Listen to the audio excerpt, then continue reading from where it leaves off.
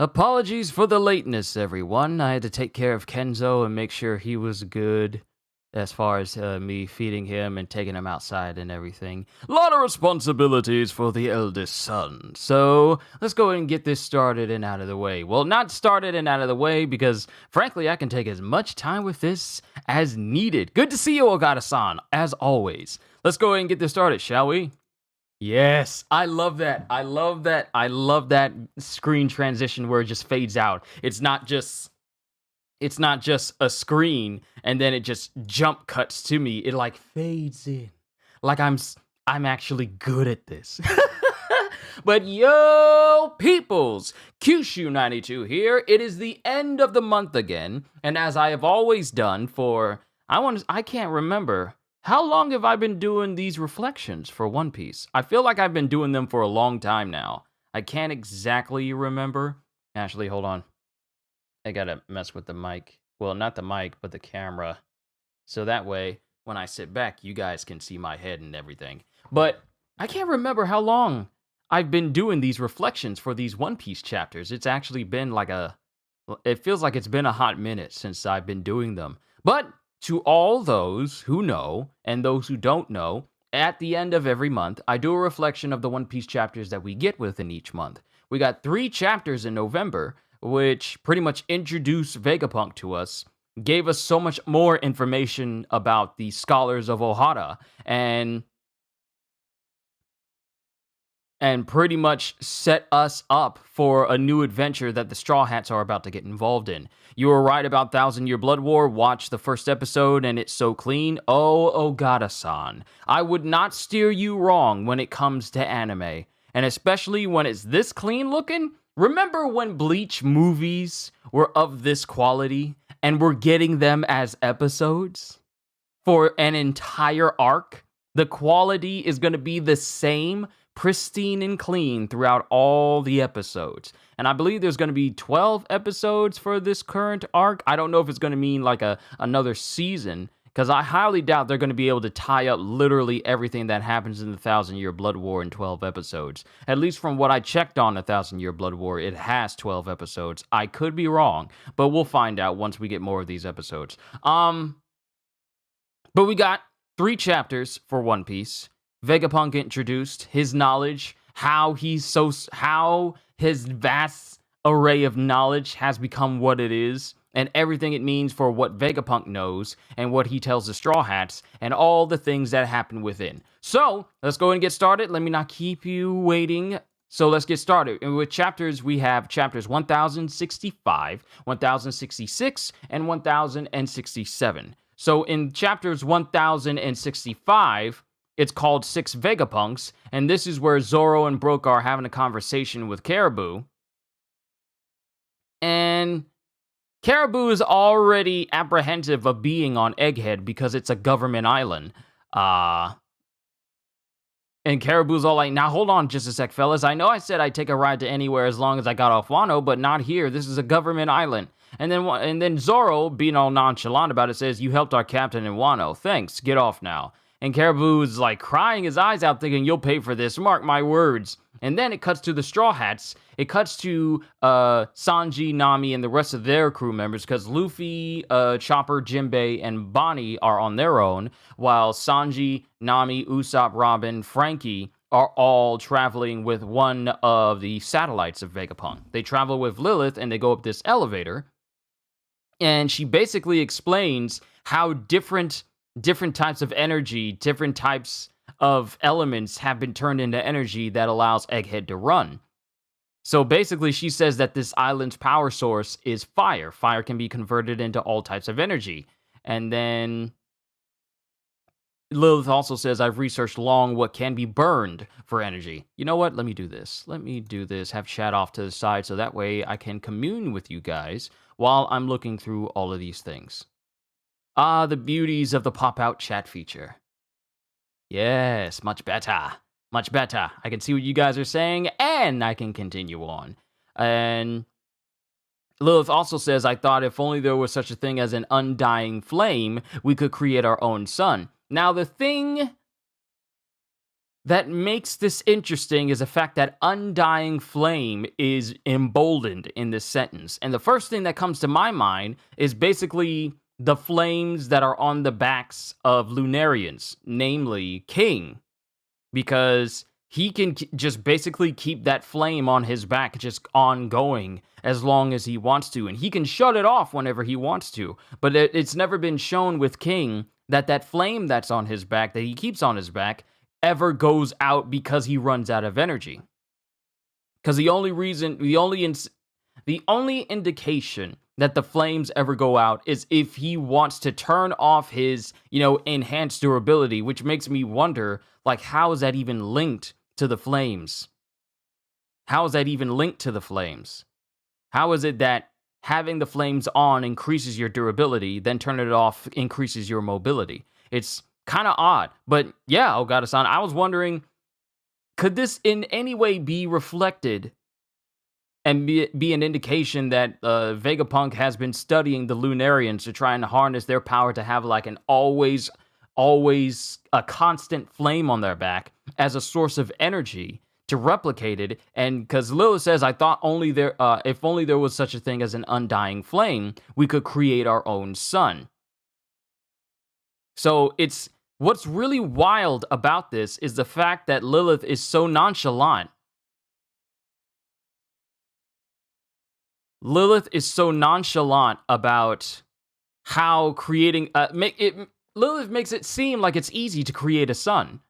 Like if there was such a thing as an undying flame, we could create our own sun. It's not like she says if there was such a thing as an undying flame, we could figure out how to create our own sun. She's basically saying, like, if we had an undying flame, we could create a sun.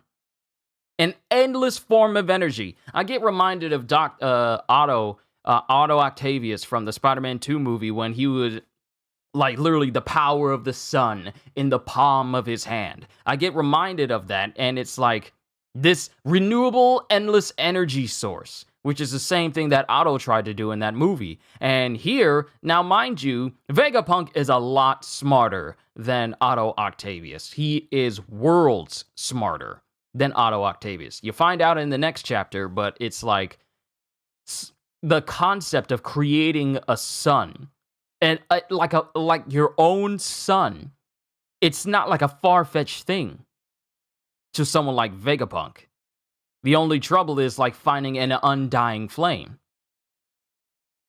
And then Lilith shows them one of the doors that they can walk through, but that is able to be tangible and also intangible. I thought it was a hologram at first, but it turns out that it can be made solid again.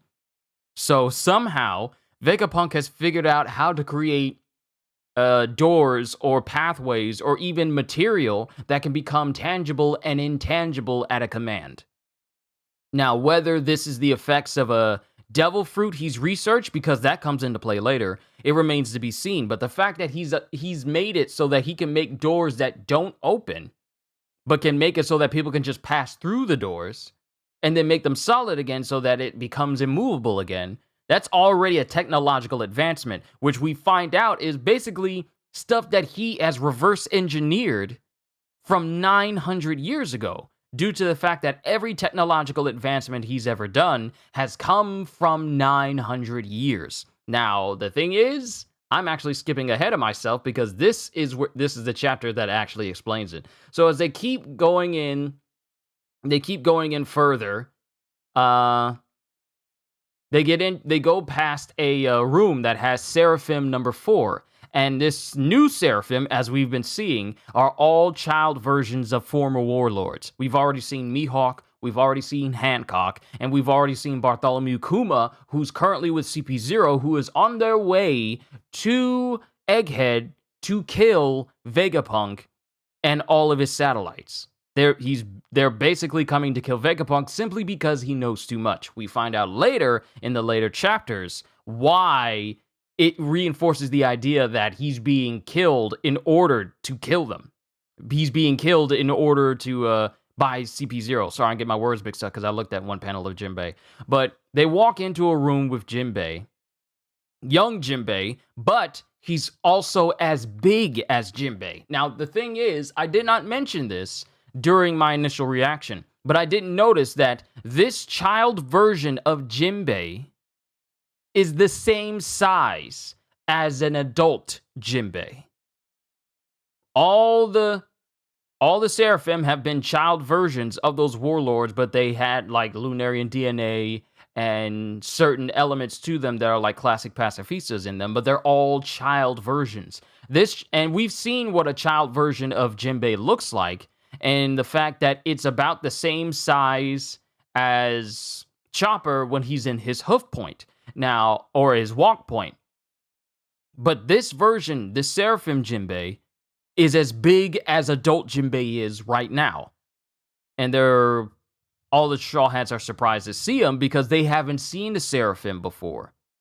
We've already seen the reactions of people on Amazon Lily and the like, but we haven't seen the Straw Hats react to a Seraphim, and they're immediately confused because they think, wow, that really looks like Jinbei. Is that Jinbei's son? Not noticing that Jinbei's son has like wings on his back and the, King's eternal flame on his back as well. And another thing about Jinbei that I didn't notice is that on his right arm, it is not, I thought it was like a weird band or something, but it's not. It looks like an inner tube that's inside of his arm, and it has some sort of fluid flowing through it, which makes me wonder if this Seraphim is actually flesh and blood on the inside, because it's a see-through casing inside of his arm that separates his forearm from his wrist, and it just has some sort of liquid just flowing through his entire body, which makes me wonder if these Seraphim are filled with something other than just blood to make them what they are.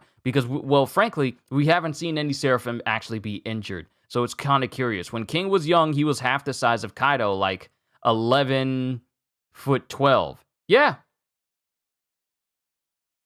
But Jinbei, as a kid, was not the same size as his adult self when he was a kid. And the Mihawk Seraphim was huge, according to Blackbeard. Yeah, that's the scary thing. These child versions of these Seraphim are big, especially when you compare the Mihawk Seraphim to the size of Blackbeard. When it was fighting Blackbeard, the size of the Mihawk Seraphim was around the same size as Blackbeard's face. And Blackbeard is already a massive individual. He's like, 12 feet tall? Or 10 feet tall? Maybe 10 and some inches? So these Seraphim are big. They are child versions of these former warlords, but they're adult size and height. They're big, which makes me wonder if they continue to grow, how much more bigger they'll be once they're fully grown, if it even gets to that point. But the scary thing is, these Seraphim are the same size as big Titanic-looking people like Blackbeard and the like, and they're only in their children's stage. So that's kind of weird, but also kind of scary when you wonder just how big and how much more powerful they'll be once they're full grown. Because a child Mihawk was able to slice straight through the entire mountain of Amazon Lily when he was fighting Blackbeard.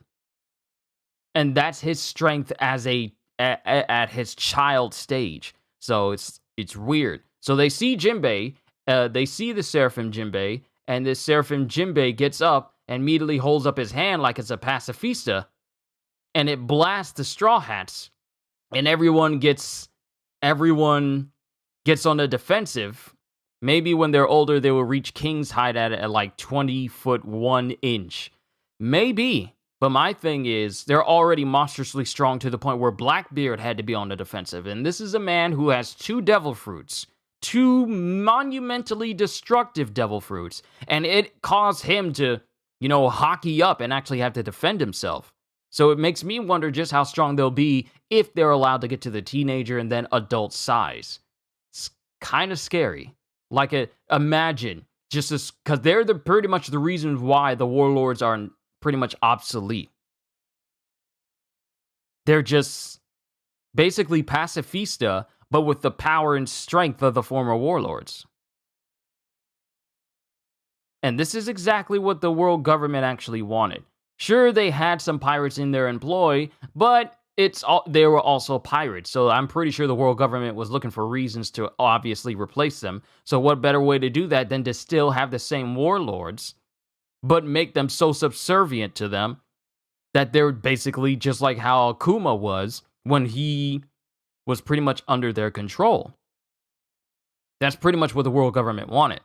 So Seraphim Jinbei blasts the Straw Hats and everyone gets on the defensive. And then this version of Jinbei, this Seraphim Jinbei, displays power of Senor Pink, which is basically the power of the swim fruit that allows him to dive underneath the solid ground that they're currently in. Mind you, this is a pristine laboratory grade material type environment that they're in. And this Seraphim Jinbei displays the powers of Senor Pink from Dressrosa that allows him to just physically dive into any surface and swim through it like it's nothing. And given his nature as a fishman, that gives him a far more dangerous advantage than Senor Pink ever posed during the Dressrosa arc.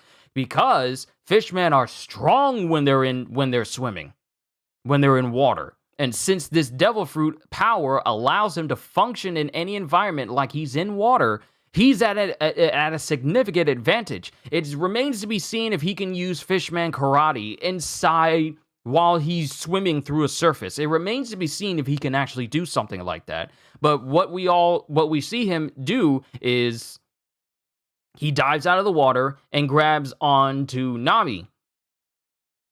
And mind you, he, just like the rest of the Seraphim, his eyes he has like regular eyes, but the pupils are star-shaped, just like it was with the Hancock Seraphim back at Amazon Lily. He grabs Nami and grabs her by the neck. And this angers both Sanji and Robin. And this is actually a first time in a long time that you see Robin be absolutely furious with her veins going over her forehead and her looking like she just wishes death on whoever is directly in front of her. But also we see Sanji use, I want to say, Ifrit Jamba, because it doesn't look like it's regular Diable Jamba. It looks like it's a Ifrit Jamba. But him grabbing Nami by the neck. And I wouldn't be surprised, and I actually saw Artur from the Library of Ohara mention this. It's Nami being put in a situation where a fishman is threatening her life. It's pretty much reminiscent of all her time dealing with fishmen when Arlong took over during her time before she joined the Straw Hats. So I wouldn't be surprised if her seeing Jinbei in this way, or at least getting grabbed by a fishman with the intent to kill, does not bring some traumatic memories of what happened to her and Belmare and everyone else on Windmill Island. But Sanji and Robin come up. Sanji comes in and he tries to kick this. I wouldn't say he tries to. He kicks away this Seraphim, releasing his grip on Nami. And he gets sent twirling away, and Robin uses Gigante Fleur and tries to use Sea Serpent Snapdragon on him, but Jinbei dives under the water, and then... Yep, I completely forgot. He can use Fishman Karate. I'm correcting myself before someone corrects me on it, but he does use Fishman Karate in this as he prepares to hit Robin. But Usopp uses Skull Blast Grass, and that causes the Seraphim to, dive back underneath the water, dive back underneath the floor again. And he pops up right behind Usopp, and he grabs onto him and puts him in a chokehold. And as this is going on, Frankie prepares to use a Radical Beam, and then someone says, dodge that S-Shark. Now, I thought beforehand, I wasn't really paying attention to how it was written, but this Seraphim Jinbei has the code name S-Shark. Not S-Shark, but S-Shark. Seraphim Shark. So it would stand to reason that the Seraphims themselves have an S in front of whatever codename they actually have. Now, we don't see the codenames of the Mihawk Seraphim or the Hancock Seraphim or even the Kuma Seraphim, but this naming just makes me think that they have whatever their moniker is. So, because we know that Jinbei is a whale shark type of fishman. So, Seraphim Shark. Seraphim S-Shark. So it just makes me wonder what the code names that have the has Vegapunk given to the Seraphim Mihawk, Seraphim Hancock, and Seraphim Kuma. It remains to be seen how many more warlords have been made. But this Seraphim Shark, this S Shark, is the fourth one. So we still have to wonder if Vegapunk has made.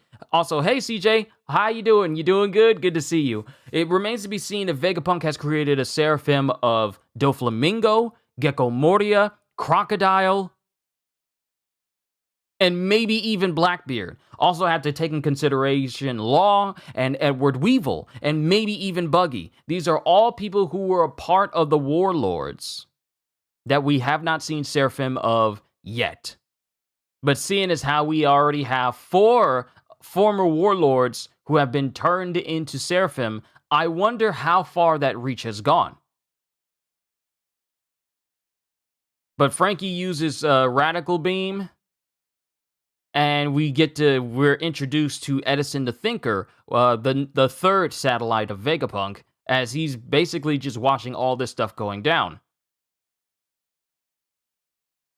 And he says, who is this guy? He just shot a laser, not realizing that Frankie has pretty much repurposed Vegapunk's old stuff from his old home and is able to use it right now. I really hope that Frankie actually gets an upgrade during this arc, because he's basically been using the same old stuff. And when Vegapunk pretty much explains to us how old this stuff he's been using actually is, it makes me wonder, like, Frankie has been using stuff that is so old that it predates the entire beginning. It predates the entire series. Ain't that something? Frankie is using stuff so old. All his cybernetics. He's using stuff so old that it predates the entire series. But we'll get into that. We get introduced to Edison the Thinker, who is basically the satellite that thinks the most, who handles all the thinking of new inventions. Then we get introduced to Pythagoras the Wise, as he's, taking down all the data and everything that's going on. We get introduced to York the Greedy, who handles all the eat, sleep, and, bathroom functions of all the satellites. Because we come to find out that, basically all of the satellites are mentally and physically connected to one another, even though they're in separate bodies. What one does affects all of them. So York, being the one that eats, sleeps, and uses the bathroom, she is basically the satellite that handles that entire function. All she does is just eat, sleep, and use the bathroom, which allows all the other Vegapunks to continue working endlessly. So what she does refreshes them and allows them to keep working. Where we have Edison the Thinker, who does all the heavy thinking and all the major inventing. He's the one who pretty much handles all of that mental work. Then you have Pythagoras the Wise, who pretty much handles all of the collaboration of data and analyzing of data and figuring out how best to use it, hence the Wise moniker. We have Lilith the Evil, who's thinking, evil thoughts. I still need to find out more about her to figure out what purpose she really serves, if she is the evil aspect. Well, then again, these are aspects of Vegapunk's entire personality. So her just being evil is just her being, an aspect of Vegapunk's personality while also being an inventor. So there's that. But we get introduced to basically everyone. Then we get introduced to Dr. Vegapunk Shaka the Good, who pretty much has the best drip out of all of the satellites. Like long lab coat with a hoodie and a Daft Punk helmet on. Yeah, I like Shaka the Good out of everybody because he looks the most awesome. If I could get a jacket like Shaka the Good and then wear it and then have it just because, I would. I hope they make one because I will get it. But Pythagoras Shaka the Good basically introduces himself to the Straw Hats to the point where even the Straw Hats are kind of getting confused about whether or not these Vegapunks are actually really Vegapunk. And Shaka introduces himself saying, "Does this island look like the future to you?" And Frankie's goes, "The future between the mecha sea beast outside, the Vega Force 1, and the island's air systems. This place is the super future. And I've never seen a town that looks anything like this one. I want to wander around and see everything to learn what kind of tech you're packing. We don't gotta be enemies." And then Shaka says this place is the past. And this confuses everyone, and including Frankie. And then Luffy and his crew walk up to a giant ancient mech as Luffy goes, "Check it out, Chopper. This one ain't a hollow. It's real, it's real, solid metal," which harkens back to Luffy's interactions with Perona and her hollow fruit, because the first instance was him trying to eat some food that actually wasn't there, and it kind of reminded him of the intangible ghost that Perona could conjure up during Thriller Bark. And then Bonnie says, "What is it? Did it used to move? If it does, it's future tech, but it looks too old for that." And then Frankie, going back to when he was talking to Shaka, says, "What do you mean the past?" And Shaka says, "If I told you that Egghead wasn't the only one, that there was once a kingdom just as highly advanced as this, that actually existed 900 years ago, would you believe me?" 900 years ago. And that, at that moment, I was thinking, okay, so there was an entire kingdom that existed back then that was just basically as advanced as Vegapunk's place right now, but that was 900 years ago. It's quite interesting. Now, real quick, let me pull up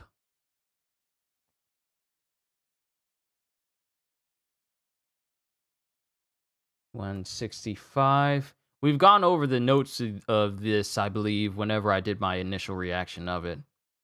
But yeah, Caribou talks with Zoro and Brook on the Sunny and is told to leave by the former. Sanji's group clashes with a Seraphim unit S-Shark resembling Jinbei until it was stopped by Shaka. The unit has a power similar to the Sui Sui no Mi, which is basically the Swim fruit. You was almost spot on about how Vegapunk's variations aspects are distributed mostly as separate personalities and the like, similar to what happened with Serpentor in the G.I. Joe comics. And Sephiroth and Advent Children.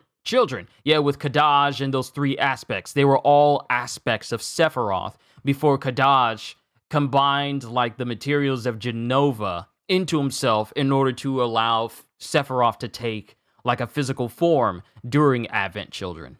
So it's kind of like that.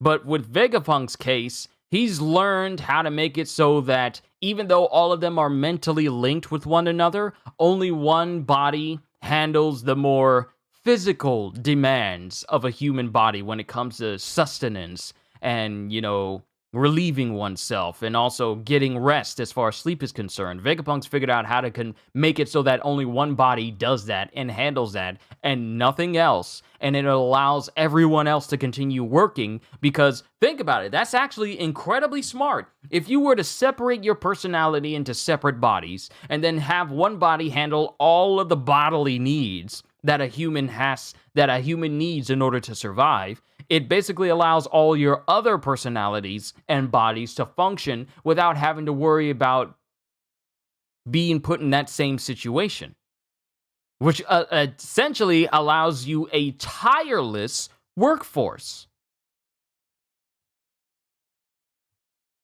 So it's actually incredibly smart how Vegapunk came up with that. But if we go here, Edison, Pythagoras, and York are introduced. Shaka reveals that the technology on Egghead are all attempts to replicate the old technologies of a kingdom that existed during the Void Century. And Luffy's group encounters a gigantic mechanized robot that has been rusted to time. Now, we move on to chapter 166, where we get a little bit more information about the Void Century. Not a major amount of information, but a substantial amount nonetheless. And we begin in chapter 1066. interesting to say the least. Even Snoo Snoo and Fully Cooley, I don't think even Vegapunk is interested in that, because if it's not technologically advancing stuff for him, I'm pretty sure he wouldn't engage in it. So that's probably one thing that he has not programmed into his bots, into his satellites. I don't know. I can't say. It is impossible for me to say. But let me go back here. What's that supposed to mean? That long in the past, there used to be a futuristic city just like this one. And Shaka says, there was once a man who gave his life for archaeology and brought that kingdom's existence to light. And that timeline matches up with the period in which a certain machine discovered elsewhere was originally produced. So he's saying something about a certain machine. So that's the thing that's confusing me. What machine was discovered? And that timeline matches up with the period in which a certain machine discovered elsewhere was originally produced. It's not explained. It's not explained to us what this machine actually is. And Robin chimes in, saying, would that machine happen to have been made during the Void Century? And then Shaka says, how much do you actually know? And then Robin says, Robin, you know about this? And then Shaka says, I realize this may be painful for you to remember. Your hometown of Ohara was leveled by the Navy's Buster Call 22 years ago. After all, I suspect this was because Ohara had discovered the existence of that particular kingdom. The Void Century, as it is called, is the history of a war between this extremely advanced civilization of the past and a group of 20 kingdoms. The 20 kingdoms won the war and later developed the world government, creating the world that we now know today. And in order to ensure that the ideals of that ancient kingdom could not be passed down, they erased all traces of it from history. It's scary when you think about the world government doesn't even want the ideals of this ancient kingdom to be known to people, because of what it could mean for the rest of the world, what it could mean for them, that they don't want the world to know. Just the ideals of this ancient kingdom was so radical against the world government after they were formed that they had to erase all traces of it so it could not impact their rule. Oda is teasing us bad. Can it be an ancient weapon? It remains to be seen what this particular machine are. You really got to pay attention to when Oda writes stuff in these chapters, especially when he emboldens letters, because that's something you need to really pay attention to. And I've been noticing this lately, that words of great importance that you should always pay attention to are always the bolded words that Oda puts in these. Always. Like when Robin says Void Century is emboldened here, and we get a little bit more information about the Void Century. Nothing too new aside from all the stuff that we've known now, but still, it's incredibly important, to the point where Void Century is emboldened multiple times during this entire chapter. Like when Robin says Void Century, it's emboldened. When Shaka says Void Century, it's emboldened. Then when the world government gets brought up, it's emboldened. There's important things that we really need to be paying attention to whenever Oda emboldens it during a conversation, because it means it's going to be brought up again soon. So he says the 20 kingdoms won the war and later developed the world government, creating the world that we now know today. And in order to ensure that the ideals of that ancient kingdom could not be passed down, they erased all traces of it from history. And seeing how that armor type thing looks like it was made for giants, either made for giants or made reminiscent of giants. Because it's not an armor, it's a giant robot. It's a giant robot that this unnamed ancient kingdom created 900 years ago. So maybe the next arc can be Elbaf and we get more answers. Oh, Road, we get a lot of answers in this one chapter. And mind you, I am only going over pages 2 to 3 of chapter 1066. We still got 1067 to go through, so we can contabulate all the ideas that we have concerning this. But this is the first time that this is the first time that Frankie's learning about information about the Void Century, Usopp, Nami, and Sanji. Because when it comes to like the information of the Void Century and stuff like that, or history of the world, it really hasn't been spoken of in front of the Straw Hats. Like the only time that it's been mentioned in front of all the Straw Hats was when Robin was asking Rayleigh whether or not the Roger Pirates found out about the history of the world. And that was it. And this was all the way back before the time skip. This is when they first met Rayleigh. And this amount of information about the history of that world was only like, hey, Robin was just asking, do you know about the history of the world? And Rayleigh just said, yes, we know. Would you like to know more about it? And then she said no, and then Rayleigh says, like, as you are now, you probably wouldn't be able to do anything about the information if I even were to tell you. That's all the Straw Hats know. The word Void Century never even came up.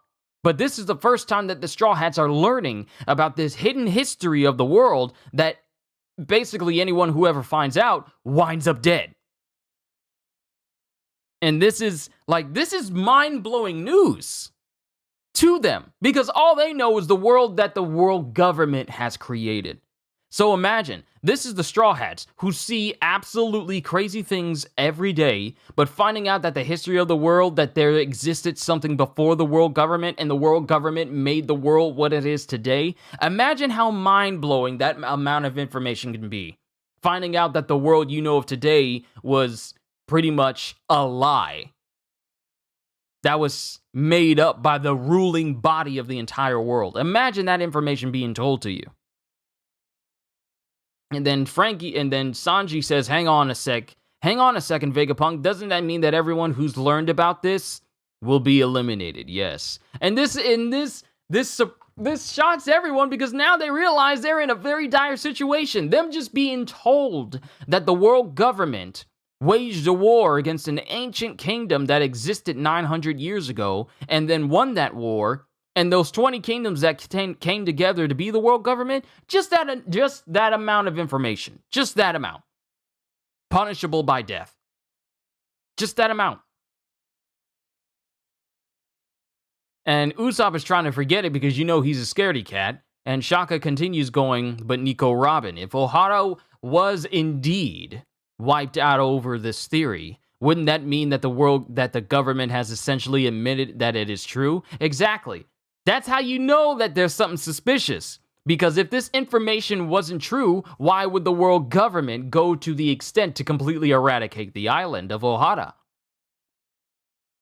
They can't try and pretend that this information doesn't exist. And if they get put in a situation, yo, Ozzy, you're just going on your lunch break. How much have you missed? We are currently on chapter 1066, and we're going over this information about the world government and the Void Century, and how the Straw Hats have never heard about this information up until now, and seeing as how this is pretty much confirming that everything that the world government has been trying to cover up is in fact true, because why would they go to the extent of eradicating in everyone who has ever looked up this information if they wanted to pretend like this information didn't exist? So yeah, Shaka is right. If this information wasn't true, why does the world government go out of its way to completely kill and erase and disappear anyone who finds out about this information? Must mean that there's some validity to this info that Shaka's telling. Wouldn't that mean that the government has essentially admitted that it is true? And then Robin says, in what capacity are you speaking here? The scholars of Ohara had to perform painstaking research on precious ancient texts to arrive at that theory. With your status, can you learn the truth straight from the government? No, whether affiliated with the government or not, the result would be the same. Even I would be eliminated for speaking it out. That's how dire it is. We're a person like Vegapunk, who the world government has had under their employ for who knows how many years. Even he's not valuable enough to be kept alive knowing information about the Void Century. That's how serious this information is. It's so important that the world government keeps this information under wraps that they're willing to kill even their most valued asset simply because he knows too much. No loose ends. No one can know. Not even someone that we had under our employ for who knows how many decades. That's the mentality of the world government. You find out this information, you die. No exceptions. This is what you love about One Piece. It in a way, reflects on what's happening in today's world. World government, United Nations, same thing. Oh yeah, let's not pretend like real life governments ain't got something shady that's happening in the background, but choose not to tell anyone because it's simply what it could mean for their entire standing as a government and what it could mean for the nation as a whole if certain information goes out. This is not fairy tale nonsense. This is real life stuff. Because people do, in fact, get disappeared when they find out, when they learn too much. That's real. That's real. They even killed the guard. Oda's in the driver's seat right now. Everything is about to blow up. That's the thing, though. Oda, when he took that month break, I don't think anyone was prepared for this amount of awesome when he came out of that month-long break. Oda has been on a warpath with our minds for ever since this month break that he took back in July ended. Well, back in June through July ended. Oda has been on a full 10 for every chapter ever since. They even killed the guard torturing Who's Who because he said Nika's name. Exactly. No one can know what we know. Not even people who may never, not even people who we post in a position where they can never see the light of day again, and they're just in a prison just watching after people. If they mentioned anything, we got to get rid of them because that's knowing too much. Doesn't matter how long this person has been in our employ. Doesn't matter if they never have a chance of being able to see anyone. Just him knowing that information is too much. Just him knowing that information is too much of a risk. You will eat the bugs, you will earn nothing, and be happy. Pretty much. But Shaka says, even I would be eliminated for speaking about it. And then Usopp keeps screaming, I don't want to hear it then. This is torture. Just let us go. Not realizing that him listening to all this information and knowing about it already puts him in the crosshairs. Usopp already knows this information. You can't forget this information because Usopp doesn't forget things that terrify him. And Robin says, in that case, how did you learn about the ancient kingdom? All the text, the library that Ohara compiled, it's all. And then Shaka says, the will of Ohara still lives. The events of that day shocked the world. The island of scholars, Ohara, the most knowledgeable place in the world, destroyed in the course of a single night with only one little girl left alive. Nico Robin, who had a bounty put on her at a young age. Not because she had a devil fruit power, but because she basically had knowledge of Ohara. She was a survivor of Ohara, and the world government saw her living as a risk to the information that she possibly knew. Nico Robin, at the age of 8, I believe she was 8 years old when she had a bounty put on her. At the age of 8, had a bounty put on her simply because she knew too much. Which means that absolutely no one is exempt from being eradicated. Not even children. It just shows you how depraved the world government is in keeping its position that they are willing to kill children in order to keep their own position and make sure that the world can never view them in a different light with the information of the Void Century. They are willing to kill children to keep their place. It's no wonder no one likes the world government, except the oblivious and hapless citizens who think the world government is what's keeping the peace. For the crime of being a fanatical sect of scholars seeking to overturn the world government itself. Several months after it happened, I took a trip to the charred remains of Ohara. I'd known the great archaeologist Dr. Clover in life, and thought it appropriate to pay my respects to his memory. The world government, in hindsight, created the Revolutionary Army when they destroyed Ohara. Exactly. They created the one thing that is going out of their way to overthrow them, and the world government hasn't been able to get a handle on the Revolutionary Army since. Their actions to preserve their place in the world gave rise to a revolution that seeks to remove them. It's like a phrase. It's like a conversation that Kratos had with Mimir and Freya in God of War Ragnarok, where Kratos was talking about people trying to avoid fate and trying to change their fate, but in doing so, they bring about their fate all the same. In the attempt of the world government trying to change its future and make it so that no one could ever oppose them, they wind up creating the very group that opposes them. We've been seeing the Five Elders a lot lately. Out of 13 times, we've seen them 5 times this year, endgame approaching. Exactly. It's crazy. It's crazy. It is so crazy that individuals that we saw on the slimmest of times during a year now they've become far more frequent because the importance and the relevance of the world government has grown ever since we came out of Wano. We were in the middle of, not even that, it was when the Reverie was happening, when we saw the Gorosei, and then we found out about Im-sama, the true ruler of the world of One Piece.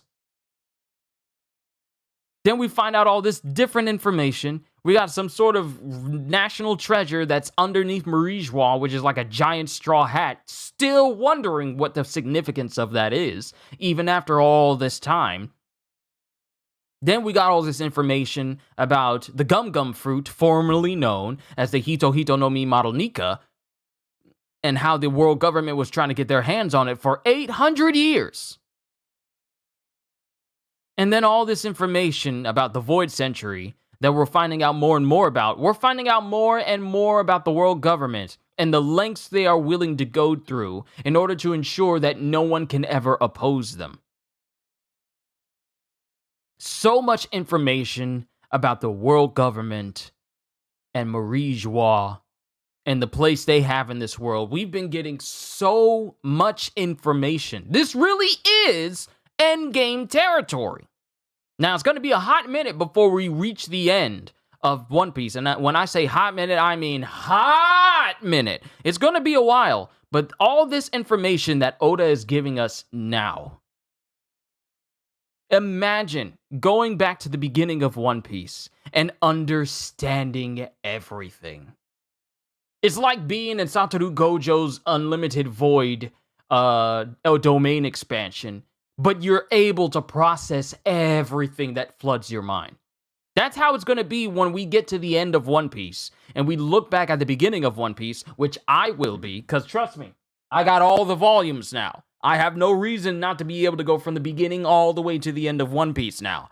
But all the information that we got at the beginning of One Piece, all these subtle nods that no one would ever touch on or even talk about at the beginning of the series.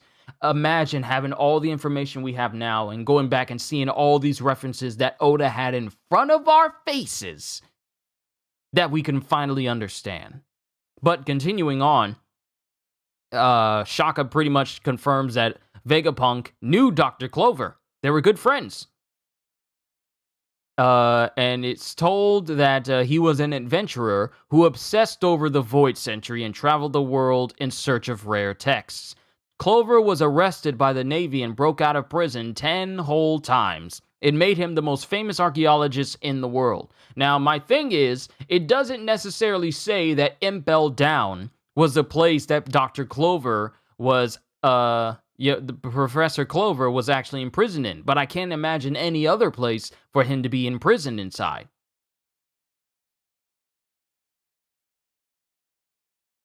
I can't imagine them keeping Clover inside of like a regular prison. I would imagine it's Impel Down.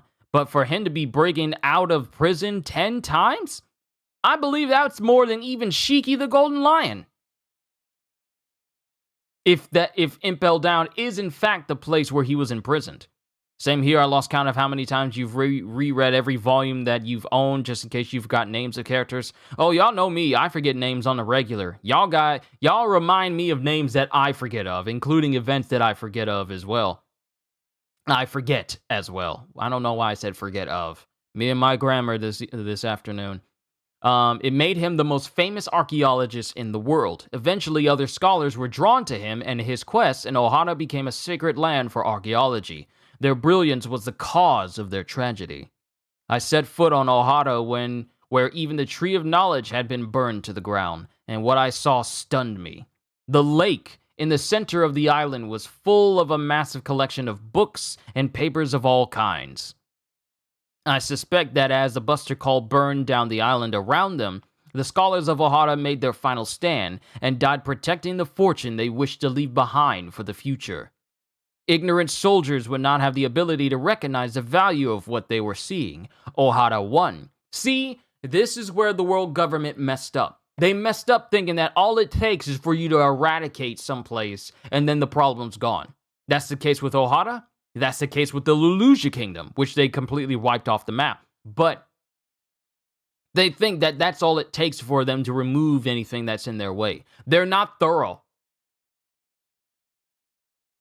They're not as thorough as they think. Because if they actually went to the island to make sure there was no one else, instead of just seeing the place being razed on the surface, they would have known that there was a massive lake's worth of texts that the scholars preserved during this entire Buster Call. Everything on the surface got razed, but the lake where they kept all their pages and all their knowledge was preserved.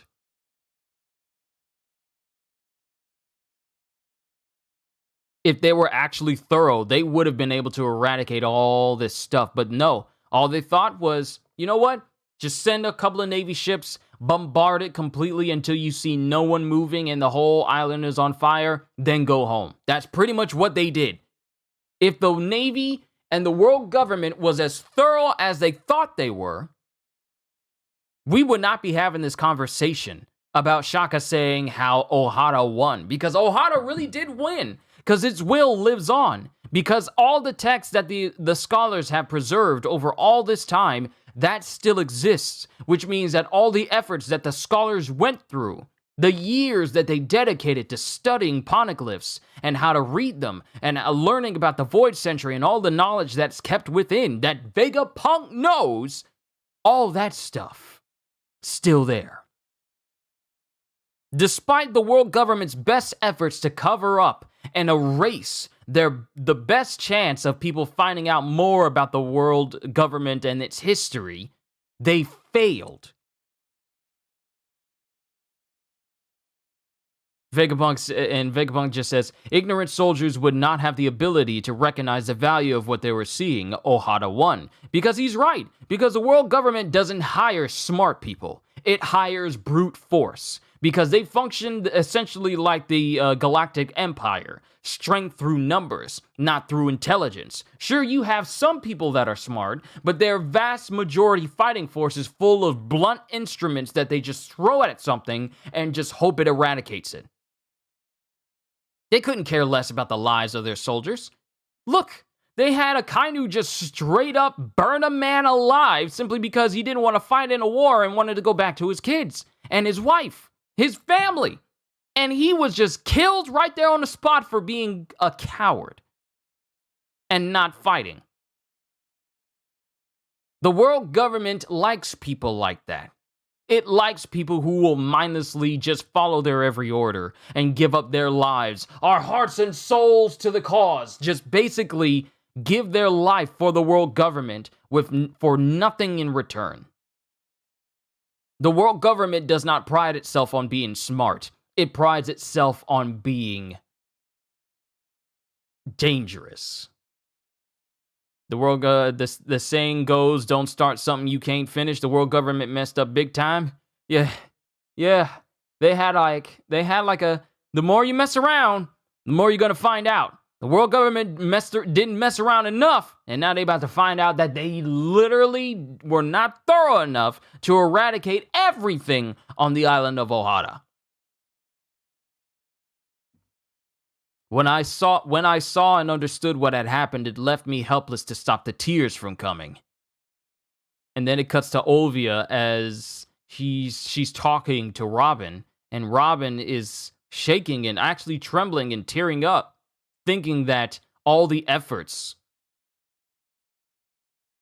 that hit her mom and all the scholars of Ohada went through to make sure that she was safe, it was not for nothing. That's the thing that hits Robin the most, because all these years she thought that her mom, and all the friends that she knew on Ohada, they were just killed because they were different, and that was it. And there was nothing left of her town and nothing left of her home to remember her by. Even her best friend Saul was frozen solid. And all Robin ever knew was the fact that the world government took everything she loved away from her, and there was nothing left except her. Yet here we are, with Shaka telling Robin that everything that the scholars have done, it was not for nothing. All their knowledge is still there, and they won. Despite the entire island being razed to the ground, so many of her friends and scholars being gunned down, Professor Clover being killed right in front of her. All of their deaths did not amount to anything. I hope I said that right. All of their deaths didn't not amount to anything. Yes, that's how you say it. All of their deaths were not a waste. Their deaths still had meaning. And the very thing that the world government didn't want to be still is. They sent Guernica on a suicide mission that ended up doing the thing they didn't want to happen. Exactly. It's crazy how the world government sends people to do things that causes the opposite effect and what they want to avoid to actually go forth. They didn't want the world to know about the Hito Hito no Mi model Nika, yet in the process of them trying to eradicate Luffy, they pretty much awakened the very devil fruit that they were never able to get their hands on. And not only that, but they didn't want the information that the Hito Hito no Mi model Nika exists. Big News Morgans ignores that and puts it out anyway. And every attempt to get in contact with Morgans has been met with, nope, not paying you attention, the world needs to know this. See, this is the reason why I like Big News Morgans. He don't care what side you own, he's gonna print the truth. That's why I like Morgans. That's why I like Big News Morgans, because he's here to give you the truth and not give you fake news based on what some higher up tells you to do. Because, see, the world government has their own version of the Truth Network, but it never really works. Big News Morgans has his version of the Truth Network, and it's the news that everyone should actually be into, because it's the actual truth. Not the fabricated stuff that the world government wants to parade around the world to make it seem like everything's fine, this is fine, don't worry about it, it's nothing to be cool, it's nothing to worry about. The world government would hide more than half this big stuff that we know in the One Piece world if they could. But they can't, because we have people like Big News Morgans who's all like, nah, the people need to know, so I'm going to put it out there. And they can't do anything about Big News Morgans because the dude is always mobile. So you can't pin him down. They even had a government agent come in and try and coerce him into printing the news the world government wanted, and Big News, through hands, bodied that government agent that came to threaten him, and it says like, bruh, please, I don't need y'all check. I'm gonna put out the news. I'm putting out the news. I love Big News Morgans because of his pursuit of truth, real truth. Not the truth that the government says that the world needs to know, but what the world needs to know. I love Morgans. He's a DJ of words, according to him. Yeah, and he's be spinning them fat. He be spitting. Big News Morgans be like spitting them words. But let me get back to it. I'm sorry. I got caught up in that. I'm sorry. But it's like the world government keeps doing things that upends everything they attempt to actually do. Every time they try to do something that benefits them, it winds up benefiting not them. But it cuts to the Lyra of Ohata saying, like, save the books, throw them out the windows, Robin. History is humanity's greatest asset. We cannot give up on the future of the world. And this is her mom saying this to her. And as Saul is running away, both her and Saul are crying as all of Ohata goes up in flames. And Robin, thinking that the sacrifice her mom and the scholars went through it's not like it didn't amount to anything. She finds out that everything she's ever lived for, the people that lived with her and for her, their efforts did not go to waste. And everyone's getting upset, like, hey, what's the idea of making Robin cry, stupid helmet? You're gonna get it, Vegapunk, as soon as you release my shoes. And then Sanji and Frankie are getting all bent out of shape because Robin's crying. But they don't know for the reason why she cries. I know now why you cry. And then Robin says, just as you suspected, Ohata uncovered the existence of the ancient kingdom. I see, then it is the truth. Where are the books from the lake now? I wanted to take them back to Punk Hazard with me, but if my superiors had heard about it, all would have been lost. The truth is, I encountered quite a combination of people that day. So when we go back to Ohata West Blue 22 years ago, literally months after the Buster Call incident, we see giants in the lake gathering all these papers and all these texts in nets and taking them to Elbaf. And we also see a very young, well, I wouldn't say a very young Vegapunk, but we see Vegapunk, a younger Vegapunk, and with him is also a young dragon, who at this time has not created the Revolutionary Army. He's simply known as the captain of freedom fighters, and he's age 33. And then we get Vegapunk, who's like this squat man with kind of like very thin legs, short body, but a massively big Jimmy Neutron head. And he is 43. And it turns out that both Dragon and Vegapunk knew Clover. Like, Dragon's amount of people. Also, one thing I never noticed is that the band that Dragon has around his leg is the same pattern he would get tattooed on his face. I never noticed that. The band he has around his leg is the same markings he would get tattooed on the side of his face. Hold on. Harudin, Gertz, and Stanson. Yeah, the same giants that would be part of Harudin's crew.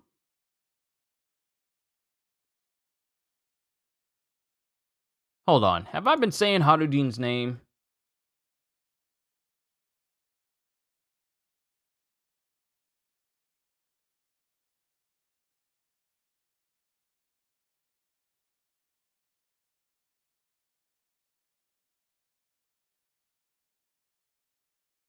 So his name is pronounced Harudin?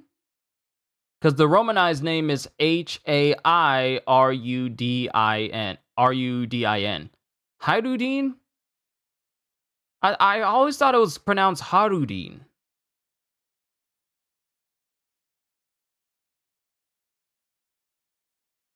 Or Harudin. Huh. Mine is a misspelling, forgive me. Oh, no, you're fine, I just wanted to look at the spelling for myself to make sure that I was pronouncing it right. But yeah, Harudin. But yeah, it's in this page that we find out that the same members that would become part of Harudin's crew would in fact be the giants that are getting all this information and taking it to Elbaf. We get introduced to Dragon, who's a freedom fighter, and both Vegapunk and him, all three of them knew each other. Clover included, but Clover's no longer there, and Dragon's there giving flowers in memoriam. And he introduces himself he talks to Vegapunk saying, Dragon, what are you doing here? And I'd ask the same of you, Vegapunk, so somehow your head has gotten even larger. We find out why in the next chapter. Ah, you too? Well, he had a way of trotting around the globe, didn't he? The idea that he would try to destroy the world, a bad joke of a cover-up. He said Ohata gave their lives to save this asset of humanity. We can't let it be erased from history. It's a good thing that your world government didn't figure it out and come back to destroy the books that remained. It makes me sick to hear the news that you're a government lapdog now, when you were too good to accept our offer to join the freedom fighters. And then Vegapunk says, don't be stupid. What would my intellect and expertise achieve within an impoverished military force like yours? Yes, I know you were always honest to a fault. The world government is a massive organization, and within the Navy in particular, there are many reasonable people to be found. Don't lose sight of the goal, Dragon. I know, but I'll admit this one really shook me.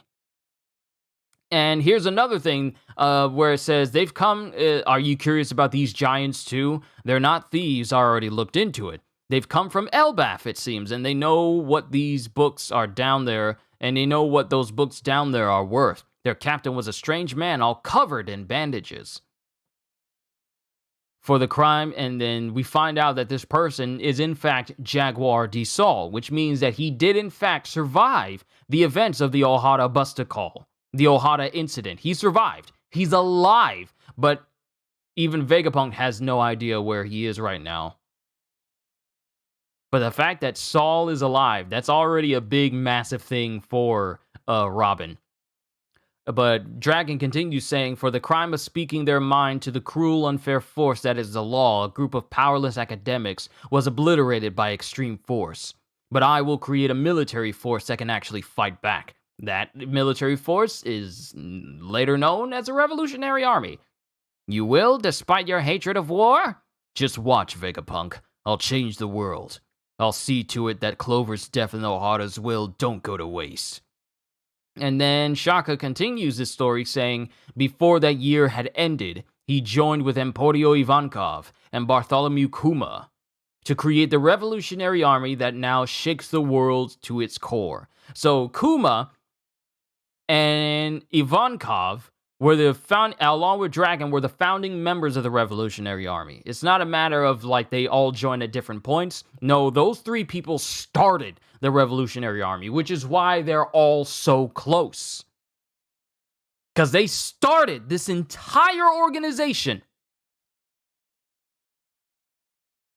And then Kusanami saying, I didn't realize Luffy's dad was so passionate. Did I hear you mention Elbaf? Because you know it's always been Usopp's dream to go to Elbaf. And then Robin says, Dragon and Professor Clover had a connection too? My brain is overflowing, man. Why did Kuma help us? Why did you make him a cyborg, Vegapunk? And then Sanji's thinking Eva was a founding member of the Revolutionaries, which comes back to the fact that as long as Sanji was in the Kamabaka Kingdom with Eva, they never really spoke about themselves at all, because it took Ivankov a long time to find out information about Sanji, and therefore, likewise with Sanji finding out information about Ivankov, they really didn't have much time to talk to each other, or they have not grown to the point where they're not close enough to reveal that information about each other. Because otherwise, Sanji would have known already that Ivankov was a part of the Revolutionary Army during the 2 years he was on Kamabaka. And Shaka continues saying, it's true that we must not allow the government to discover that Ohara's library still lives. So out of personal interest, I traveled to Elbaf in secret and read all of the books they rescued.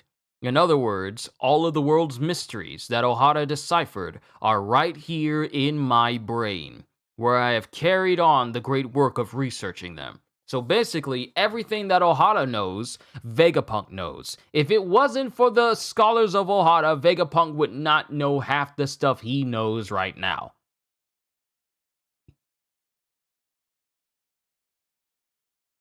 And Robin, getting all teary-eyed, hearing about this captain covered in bandages, she says, that giant captain, his name was Saul, wasn't it? And Vegapunk says, he is currently in hiding. I could not tell you more, whoever he might be.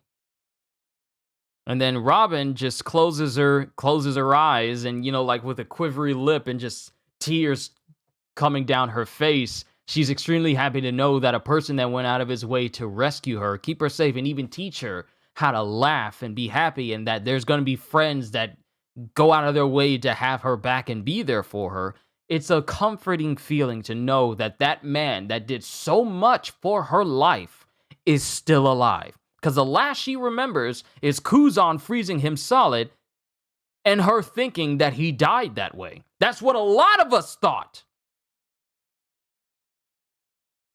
But to get this confirmation that Saul is still alive, one of the greatest moments of One Piece. And she says, "Thank you, Dr. Vegapunk, for ensuring that Ohada's battle wasn't in vain. I am simply engaged in all areas of study, is the nature of a scholar." And then the Dom shoes that all of them are on starts moving forward with Vegapunk as he goes, "I cannot release you, but you may come with me. I have something to show you."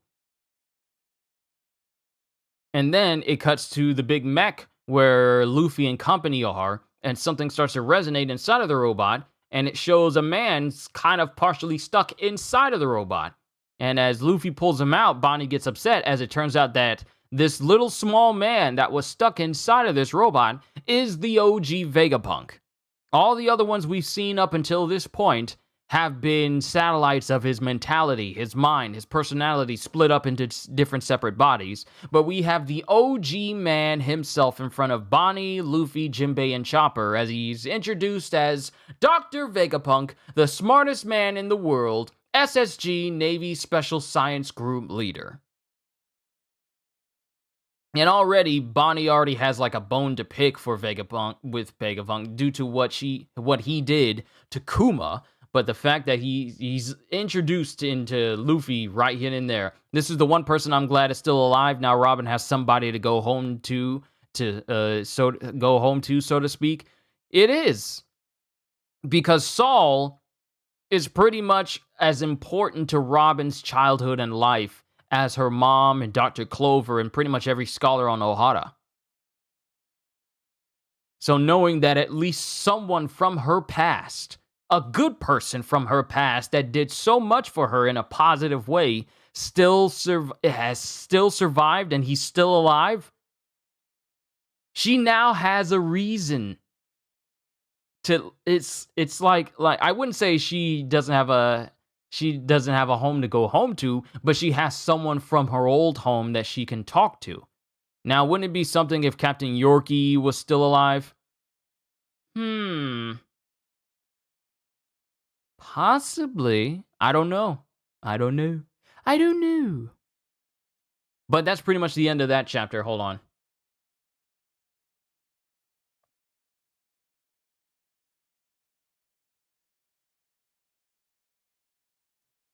I had to pull up the next page. Okay, so going over the notes here, Shaka and Robin discuss the reasons behind the Ohara incident. Vegapunk is aware of the true events that happened during the Void Century. Shaka states that anyone holding such knowledge is liable to be executed by the world government, regardless of affiliation. That includes him as well. Vegapunk was acquainted with Clover in the past. According to Shaka, Clover was arrested by the Marines and broke out of prison 10 times, which made him infamous throughout the world. Vegapunk is fully seen and introduced. A flashback of Vegapunk with Dragon is shown several months after the Ohara incident. Vegapunk and Dragon witness several giants recover what's left of Ohara's books. Dragon announced his plans to start an army in response to Ohara's destruction. Alongside Dragon, Ivankov and Bartholomew Kuma were founding members. Both founding members of the Revolutionary Army, the trio having established it in that very same year. Vegapunk declined Dragon's offer to join him, believing he can do more good trying to change the Marines from the inside. Yeah, a lot of good that's done him over the years. Shaka reveals that afterwards, Vegapunk visited Elbaf and memorized every book the Giants recovered from Ohara. Shaka also reveals to Robin that Jaguar D. Saul is alive and was responsible for salvaging the books. And Luffy's group encounters Vegapunk after the gigantic mechanized robot collapses. So, that's the major information we have from chapters 1066 to the last chapter, 1067. We got a lot of good information from this one. So, let me actually come back over here. So we have Bonnie yelling at Vegapunk saying, "What happened to your head? You're supposed to have a huge head like a light bulb." And Vegapunk says, "Oh, I really let it grow too long." Because in this chapter, beforehand, we saw a young Vegapunk where he had like a big, massive head that just got bigger and bigger. But here, the part of his head has been sliced off and you see like a little apple top that's at the top now. So he just sliced his mind open and it's someplace else. And then Vegapunk says, about the time when I first met you, I was going to be the height of a giant before long. The stories always said you had a large head. It was like a hot air balloon. Well, you see, the truth is that I got the brain, bing, bang, and then he has like a, I don't know if he had like a brain fart and he couldn't get his mind, his thoughts together. That might be the side effect of him taking out his whole big large brain and putting it someplace else. That might be the side effect, is that he can't piece his words together like Professor Finbar Calamitous, where he couldn't even finish his own sentences. But he says, well, you see, the truth is I got the brain, bring, bang, bang, bang. Bing, bing, bang, bang, ring, ding, ding, ding, ding, ding, ring, ding, ding, ding, bang, bang, bang. It's like, I'm sorry, I'm gonna stop. But Vegapunk says, well, you see, the truth is that I've got the brain fruit, so I'm a brain man. I can store all kinds of knowledge without limits of any kind, but my brain physically grows to accommodate the amount of data it holds. It gives my preternaturally gifted mind an infinite data bank. And thanks to that, I have the world's largest brain, which continues growing to this day. And then Chopper, enamored by that information, thinks, y'all, that's amazing. Are you good at medicine too, Dr. Vegapunk? Of course! If you cut your head down, does that mean you're dumb now? Do not trifle with a genius, my boy! Because Luffy is just looking at the physical aspect. He doesn't understand how Vegapunk is still the smartest man in the world. This apple top is an antenna, because, like I said, his head is just basically open. Like the upper half of his head is just basically shaved off completely, and in its place is like an antenna shaped like an apple top. Witness the tippity top of the island. On the underside of that massive eggshell, it says Punk Records. That is the storage space for my brain. Literally the space that is above, that is inside, underneath the eggshell area of the Labo face. It's called Punk Records, and it has all of the information that Vegapunk knows. Now remember, Egghead on Egghead Island is almost the same size as the entire island itself, which means that Vegapunk's information that he has stored in Punk Records is an island's worth of information that just comes from his brain alone. It says Punk Records, that's the storage space for my brain. What? That seems too big! Thanks to this antenna, I can connect to it with brainwaves, even at this distance. There's no issue at all. Earlier, I believe you met a young girl calling herself Vegapunk. That was one of my clone offshoots. There are 6 of them on this island. You're a ninja? And because Luffy's immediately thinking of the clone jutsu that Raizo showed back during the Zou arc and the Wano arc. Each of them is an expert in one of my necessary facets. All 6 of them together possess one complete copy of my personality, but they can do 6 times as much. What does that mean? Once every day, they synchronize their experiences and knowledge with Punk Records. Because their personalities and duties are distinct, each one's experiences are worthwhile and unique. And of course, it shows Atlas, Edison, Shaka, Lilith, Pythagoras, and York. And this completely confuses Luffy because all this scientific mumbo-jumbo goes right over his head. And Jinbei says, and they all use the same brain? The world of science just goes right over my head. And Vegapunk says, think of it like using the same library. If everyone in the world had the ability to access my brain, then all of humanity would essentially share my intelligence, and all of humanity would be at risk because they would know about the Void Century. All of humanity would be at risk. And to take it one step further, if all of humanity could mutually update Punk Records on a regular basis, we could create an entire sea of knowledge that far surpasses even my vast intellect. One day, humanity will be able to share a brain!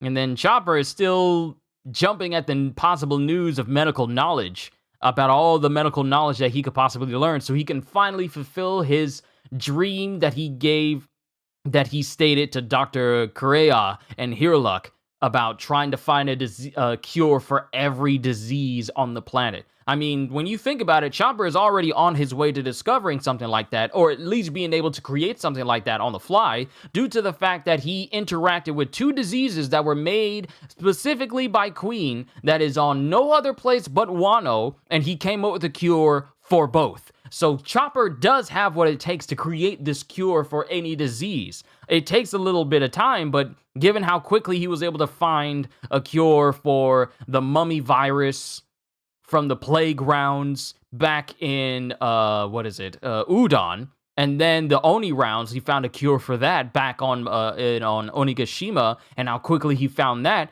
He is well on his way to being able to figure out every cure to every disease, which is really going to come in handy if he ever faces off against Doc Q. Since Doc Q has a devil fruit that allows him to make any disease he wants. So we need someone with quick thinking and can make cures quickly like Chopper, going up against an individual who can make any disease he wants on the fly simply because that's one of his powers. And it's not like Chopper has to rely on Haki and strong enough Haki in order to negate the effects, because we've never seen Chopper use Haki at all. So he has to rely on his own ingenuity. Like I said, going back to it, Chopper is already on his way to being smart enough to figure out a cure for basically anything, because there hasn't been anything he hasn't been able to cure that he's encountered in this story. Save for Dr. Hiroluck, and he just didn't find it out in time. But Jinbei says, won't you have issues if ideology gets inserted on top of everything else? Well, Jinbei, first son of the sea, that's a very smart question to be asking, but science will never advance if you spend all your time worrying about it. And he laughs. And then Bonnie takes out the laser sword that was on her wrist and points it at Vegapunk, saying, but that's just your problem, isn't it, Vegapunk? Your endless quest for scientific knowledge will spare no one in its greed, including my father, who you turned into a mindless weapon of war. And she points the sword at him and goes, no, Bonnie, that beam saber was a failure. Hold your tongue. It worked fine when I tested it. Now turn my father back to normal. And if you refuse, think carefully, Bonnie. If you kill him, you'll be making a very powerful enemy. And, well, this is Jinbei saying, think carefully, Bonnie. If you kill him, you'll be making a very powerful enemy. Switch it off now, Bonnie. The light from the beam is going to attract an enormous cloud of insects. And her holding that sword it's not really a laser sword, but it's a sword that attracts bugs to her, which freaks out Bonnie so much. Not only does it draw the bugs to it, it's basically a glorified lightsaber bug zapper. Because all the bugs that fly towards Bonnie, not only does she get freaked out and pass out completely, but it also shows all of the bugs are completely dead from flying into the bug zapper itself. And then Vegapunk says, can't blame Bonnie for wanting to kill me. It's a good thing the weapon she grabbed happened to be a failure. Speaking of which, I understand that you folks were recently in Wano. Is it true that there was a second dragon in addition to Kaido? And he says, yeah, that was Momo. Then he must have eaten the failed devil fruit that I left behind in Punk Hazard. Really? Wait, a failure? That was my attempt to grow a man-made devil fruit. I spent 20 years in an exorbitant research budget working from Kaido's bloodline limits. But the fruit just didn't have the same qualities. Oh, so that's why he looked like Kaido. It was a success, man. He was big and strong, breathing fire and everything. He's a guardian deity of Wano now. And you made that happen. Amazing. But what color is he? Pink. I told you it's a failure. A failure! So, right here, it pretty much confirms what I've been saying a whole lot ever since I kept talking about this artificial devil fruit that Vegapunk made. It's not a failure. It's an actual success of replicating a devil fruit so two people can have a devil fruit at once in the world. The only thing that makes it a failure in Vegapunk's eyes is the fact that the color does not match Kaido's.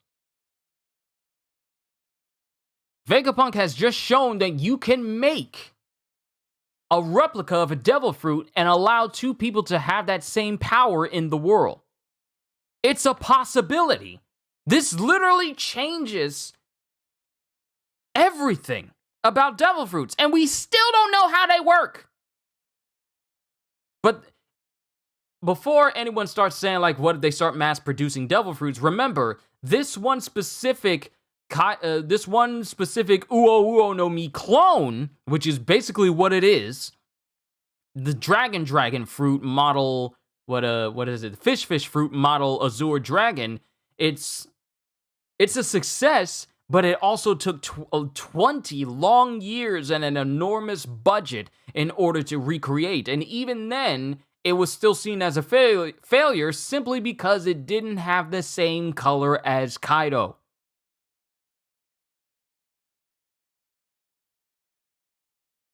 But it's scary to think about. It's scary to think that man-made devil fruits are possible. Completely possible. There's nothing defective about Momo's devil fruit. The only thing that makes it seem defective is the coloration. That's it. Everything else is distinctly just like Kaido's. The only reason why Momonosuke hasn't been able to show it completely on Kaido's scale is because he hasn't trained with it. That's it. But artificial devil fruits, replication of devil fruits that exist that allows multiple people to have multiple fruit, that allows multiple people to have the same fruit power in the world, that exists. And I gotta bring up what I said earlier when I was mentioning how Vegapunk possibly refused to tell the world government that it was actually a success. Well, he says it's a failure due to his own pride and it's not perfect. It's not a perfect representation of Kaido. But if the world government found out that Vegapunk's fruit actually can be made to replicate other devil fruits and put it in a different person, they would have gone out of their way to just be able to replicate devil fruits as much as they could.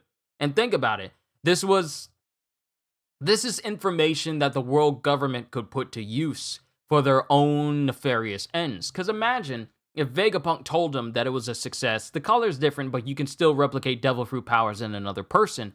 Imagine what would have happened if they got the exact blueprints on how to do this. There would be no need for Vegapunk. Because then all they need to do is just replicate as many fruits as they wanted or needed to, exactly like how Vegapunk would, and then they wouldn't need him anymore because they could just make an army, like Kaido, of artificial devil fruit users. The same way Kaido wanted to create an army of artificial Zoan users. They would have been able to create an army of artificial devil fruit users, period.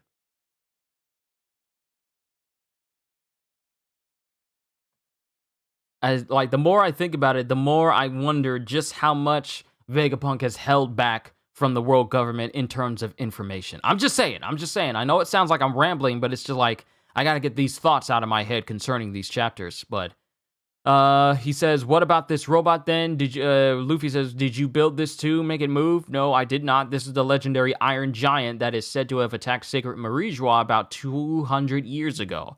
What? 200 years ago? But it was actually built 900 years ago. Its goal was never understood. They say that there was no damage only because it ran out of energy. No doubt the scientists at the time were utterly shocked by the event. The sheer scientific power was beyond anything they could comprehend. And I'm looking at these images, and even 200 years ago, this is when the celestial dragons were still using like bubbles around their heads. This is when they were using bubbles around their heads because they didn't want to smell or be in the same air as commoners. The sheer scientific power was beyond anything they could comprehend. No one knows where it came from or what it was trying to do. The fact that it was made 900 years ago and was still functioning up until 200 years ago. It was created 900 years ago, but 200 years ago, it was trying to destroy Marijois, and only failed due to it running out of power. Do you realize how tough your machine, your invention has to be to survive so many centuries? So this whole ancient kingdom, oh, I can't wait. I can't wait to find out what this ancient kingdom actually is. I can't. Because they created robots that could sustain themselves for decades.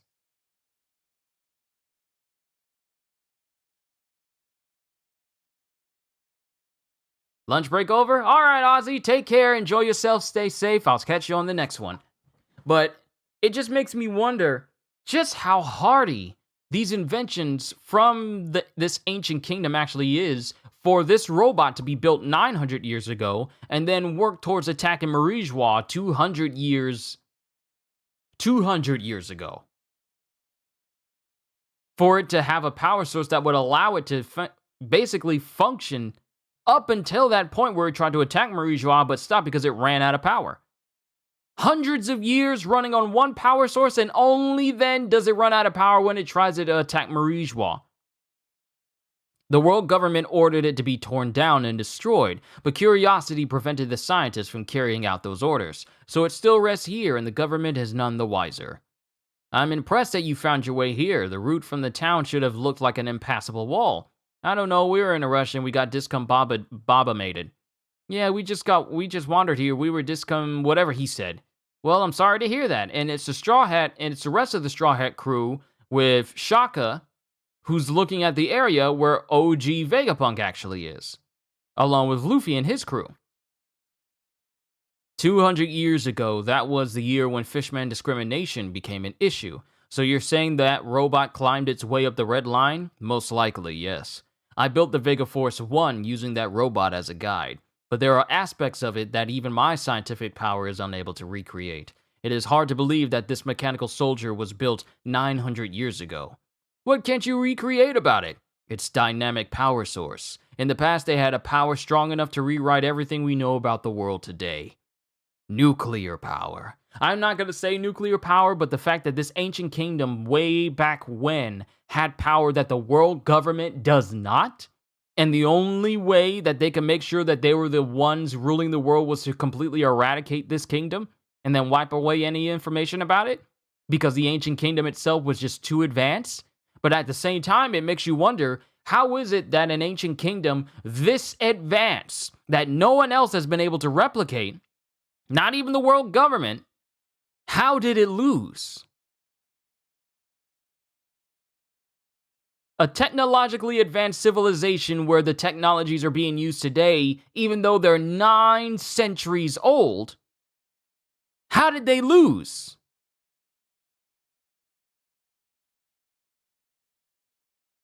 Well, it's good to know that Luffy, Chopper, and Jinbei are alright, but who's the girl? And then Usopp says, that's Jewelry Bonnie, the pirate.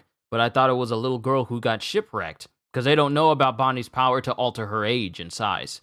And look at Vegapunk's head, wow. And then Vegapunk says, I feel bad about what I did to Bonnie. Yeah, you should. Get down and beg for forgiveness. Oh, what would you know about it? There is something that I need to give to her. By the way, Straw Hat Luffy, I feel that fate was at work. And here's another word that's emboldened again, fate. I feel that fate was at work bringing you here to me today. Will you take me off of Egghead? And that already is a major, that's a major moment for this series. Because Vegapunk, the smartest man alive, on the crew, sailing with the crew of the Straw Hat Pirates, this just puts them more and more in the world government's crosshairs than they've ever been before. And then it cuts to mechanical beasts who have been destroyed as Cypher Pole starts to make its way towards Egghead even closer, because you can see Egghead slightly through the cloud, so they're on the coast. They're getting closer and closer to the island itself. This is Cypher Pole requesting permission to dock at Egghead.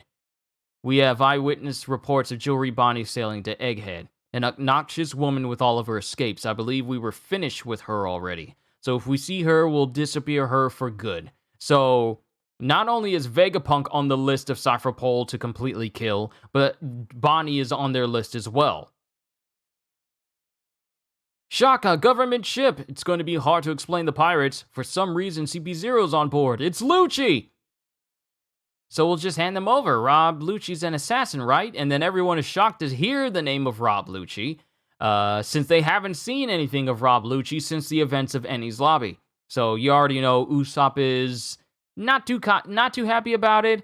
Nami isn't too happy about it. Frankie's kind of annoyed because he still remembers what CP0 did to like Tom and everything. And then Sanji's saying, there's nothing to worry about, Robin. I'll protect you as many times as I need to. And then Robin isn't saying anything because this is basically just Annie's lobby all over again. Then Shaka says, reply to the ship. Tell it to unload the Seraphim and leave. Prepare to fight back. We are refusing entry to the world government. So this is Vegapunk pretty much just saying, like, yeah, my ties with the world government are basically over right now. You are no longer welcome here on my island at all. So this is him vocally saying, yeah, I'm done with the world government now. Then it cuts to the Kamabaka Kingdom as Lindbergh is here screaming, stop, Kuma, wait, we're still repairing you. Because it shows a lot of tubes and wires attached to Kuma as they're slowly trying their best to, repair him, because the dude was in a has suffered so much damage at the hands of being a slave for the Celestial Dragons. Multiple lacerations and stab wounds and just all around physical abuse that the Celestial Dragons just subjected him to. But he's getting up and he starts running. And the thing is, his body isn't fully repaired, so he just takes off running. And this is the first time we ever see Kuma actually run. Because anytime we've seen him, like I said during my initial reaction, he's only ever walked or just appeared in places. That's it. But this is the first time we ever see Kuma just take off running mad fast. And as he's running, one of his his kneecap explodes. Like, it just ruptures, and it explodes, and it shows him falling down to the ground. And he's still trying his best to get up and run, as Dragon screams out, what's wrong with you, Kuma? Where are you going? And then Kuma doesn't say anything, as Ivankov says, you have to stay here, we're only getting started. This is where our revolution really begins. And that's the end of the chapter. Until we get a new one. So, let's go over the notes that we have for 167. Vegapunk explains more about his background to Luffy's group. Vegapunk reveals that he is the user of the Nomi Nomi Nomi, and that the punk records found in the labo phase is where most of his brain is stored, which he can remotely access anytime with the help of the antenna on his head. Vegapunk's satellites are revealed to be clones of the original, and are all mentally synchronized with Punk Records, allowing it to expand daily with new experiences. Vegapunk wishes to someday grant the whole world access to Punk Records and the intellect and knowledge stored in it. Bonnie attacks Vegapunk with the Bean Saber, which turns out to be a failed product that attracts bugs. Bonnie faints at the sight of the bugs. Vegapunk claims that he has something to give to Bonnie. Vegapunk is aware about Momonosuke being the user of his artificial devil fruit, which he considered a failure solely due to its coloration. Vegapunk requests Luffy to take him away from Egghead. Vegapunk explains that the ancient iron giant found in the scrapyard was created before the Void Century and once attacked Marijois 200 years ago, although it stopped working before it could cause any damage. Robin knows that the robot's attack coincides with the time period when Fishman Island was officially inducted to the world government. According to Shaka, the robot is powered up by an unknown power source that is currently impossible to recreate, but was widely available in ancient times. CB0 has arrived on Egghead to find and kill Bonnie. They destroy one of the Sea Beast weapons guarding the island. Shaka orders the other satellites to prepare for battle. Meanwhile, on Momoiro Island, Kuma begins running towards something with the Revolutionary Army members shouting after him to come back. And that is where we currently stand with the Egghead art, right? As it is with these chapters, ladies and gentlemen. So much information has been pushed out with these chapters that Oda has given us. And it just makes me wonder, with December starting tomorrow, it just makes me think, what more is Oda going to show us in accordance with everything that we've known about this series as a whole? Now, that's what I'm wondering. Because we've already learned, a bunch about the Void Century. Not the most pivotal of information, but really just a hodgepodge of information we already know that Vegapunk basically tells the rest of the Straw Hats. And now they're privy to the information about the Void Century, though not everything. We find out that Saul is alive. that the Ohara scholars took every bit of information that they had and compiled it into books that the world government never found, and all that information is currently on Elbaf. Cypherpole is now approaching Egghead, and Vegapunk has pretty much just confirmed that he's done with the world government as he orders all the satellites to prepare for battle and refuse the government entry, but telling them to leave the Seraphim on Egghead and then leave. Then the real Vegapunk, the OG Vegapunk, wants the Straw Hat crew to take him away from Egghead. For what purpose, I don't know. Then we got Kuma, who's trying to run towards something. I don't know what it is, but he's running towards something. And someone said in my initial reaction that he's activating his daddy protection mode. But it's like, where do we go from here? See, this is what happens. This is what happens when you don't have a heading for where the story is going to go. You're left wondering just which direction a story is going to take. Because like I said, ever since Punk Hazard, we've had a direction of where we were going to end up. From Punk Hazard, we were going to make our way to Dressrosa to find a friend of Kinemon's to find a friend of Kinemon. And in the process, we took down Doflamingo and find out about his affiliation. Well, not only find a friend of Kinemon, but also pretty much get rid of the factory that was there in Dressrosa in order to ruin Doflamingo's chances with Kaido, so that Law could have Kaido kill Doflamingo due to Law's affiliation with Doflamingo and his brother Rocinante. So that's a whole bunch of information right there.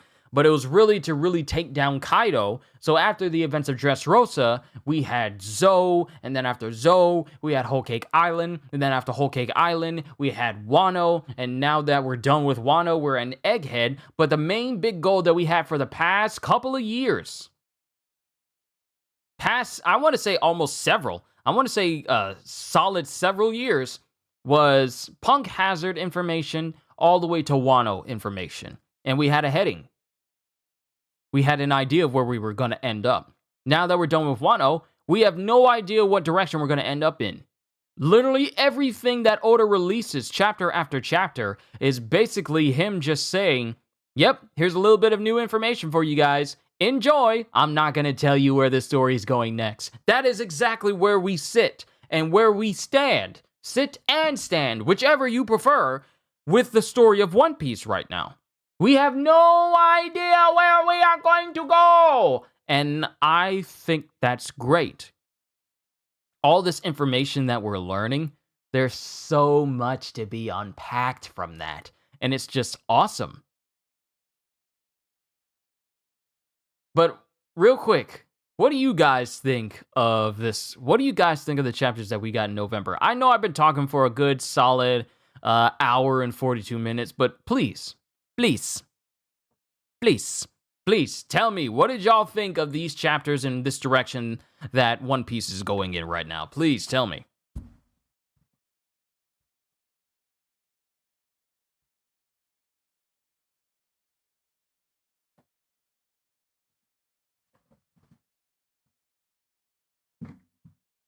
Tell me.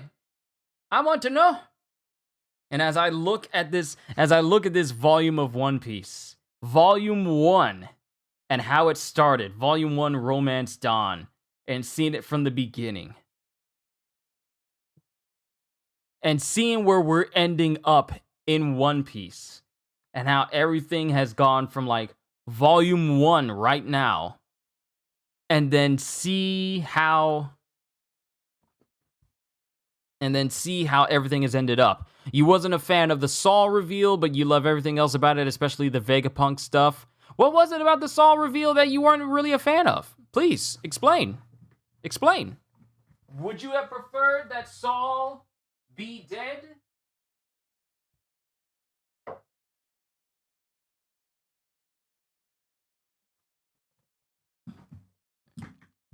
Seriously, would you have preferred that Saul remain dead and not have a part to play in the story? Like, what about it was not appealing to you? I want to know. This is the conversation that I want to have.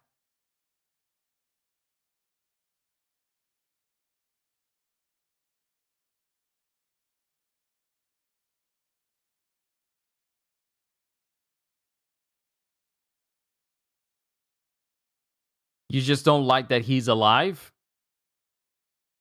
Do you not like Saul, or would you prefer that he actually be dead?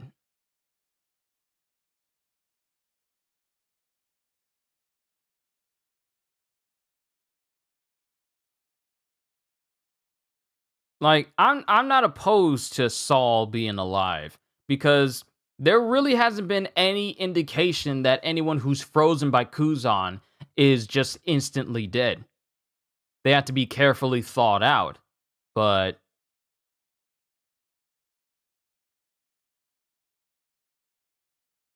I don't know. I mean, I don't see why that would be a negative thing that Saul is alive. I feel like it messes up Robin's backstory a bit. Does it? Does it really? Because all we see of Saul at the end of Robin's backstory is him getting frozen solid. But there's no indication. We all think he's dead simply because he's frozen solid. But there's no indication to think, like, what if he gets thawed out? Because we never really thought of that until we came across Kuzan later, much later in the story, and he froze Robin. And it's shown that if you are carefully thawed out, you can still survive. Because remember, not only Robin, but Luffy have been frozen solid by Kuzan in the past as well, and they are fine with no lasting effects. Though, Saul is the only one to be frozen by Kuzan, and something happened to him for him to be covered up in bandages.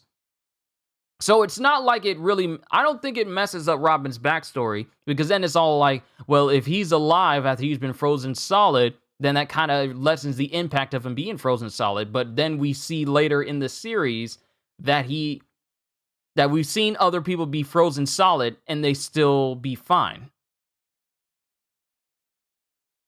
Like it happened to both her and Luffy. So I'm just wondering if it really is all that bad. It's just that I feel like Saul suffered a lot more being frozen than Luffy and Robin did. Because I feel like in order for him to be thawed out, he possibly got burned in the process, and it probably happened to his entire body. That's how I feel about it.